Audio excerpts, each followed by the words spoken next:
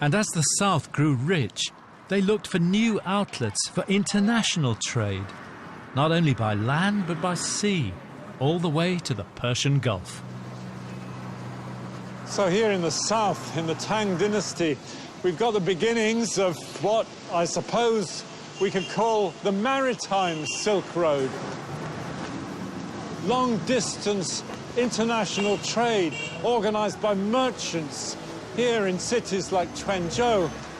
And they're selling very top-end stuff, silks and fine cloths and exotic tableware.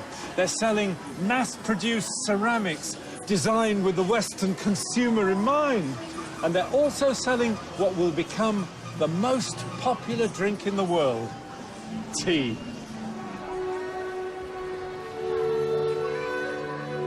Tea had begun in the south, on the subtropical hillsides of Yunnan. Originally drunk for health, by the Tang its use had spread everywhere, and the first books had been published on its beneficial effects. It's never looked back.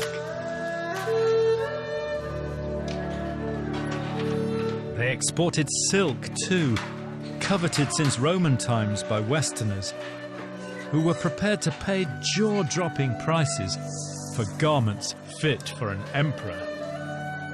This is, you know, here is a dragon. It's a dragon.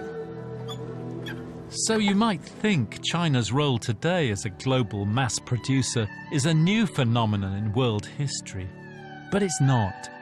It's been estimated that Tang China had 55% of the world's GDP, with its vast internal market, from local village craftsmen and women to the imperial factories, and from everyday ceramics to gorgeous works of art. Tang China was a giant engine of growth.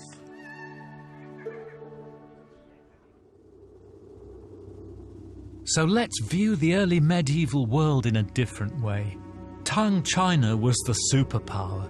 They exported Confucian ideas, Buddhist religion, their written script and their language, adopted across East Asia and Japan.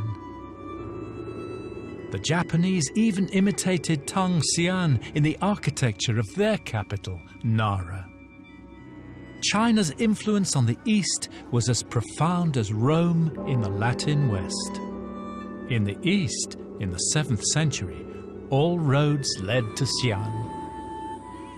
And if you want a symbol of the age, just outside Xi'an stand the statues of 108 ambassadors from Central Asia to Japan and Vietnam to Persia, the diplomatic pecking order of the Tang Foreign Office.